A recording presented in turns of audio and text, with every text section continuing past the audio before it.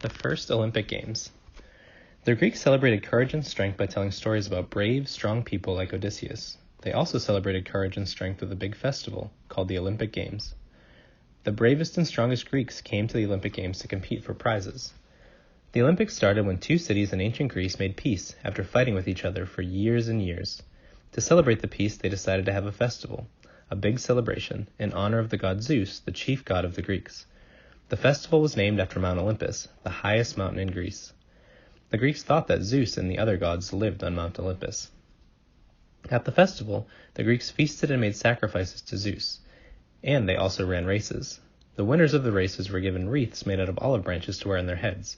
The olive leaves represented peace. The Greeks decided that they would get together every 4 years to have the Olympics and to run races in honor of Zeus. As time went on, more and more Greeks from different Greek cities came to the Olympic Games, and the Greeks added more kinds of events to their games. Instead of just running races on foot, they started racing horses as well. They held boxing and wrestling matches. They even invented a competition called the pentathlon, where the athletes had to do 5 different events. The winner had to throw a discus and a javelin farther than anyone else. They also had to win a long jump competition, a wrestling match, and a foot race. But only men were allowed to compete in the Greek Olympics. Girls could watch, but they weren't allowed to race or do any of the other events. And married women couldn't even watch. They weren't allowed anywhere near the Olympics, on pain of death. That's because the Greeks thought that only men could be truly brave and strong.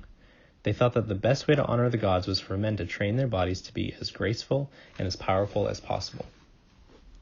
The Olympics were held every 4 years for almost 1,000 years. People came from all over Greece to compete in the games and to watch other athletes. They all camped out at the games and spent their evenings feasting and listening to music. Poets would recite poems and stories out loud to entertain the crowds. These poems and stories were like movies to the ancient Greeks. Some of the poets probably told the story of the Odyssey. Others told the story of the attack on Troy. And others performed new stories and poems that they had written themselves. The winners of the races and other competitions were treated like heroes. They were given banquets to honor them. And when they went back home, their own cities rewarded them with money and with free food for the rest of their lives. Today, the Olympic Games are still held every 4 years.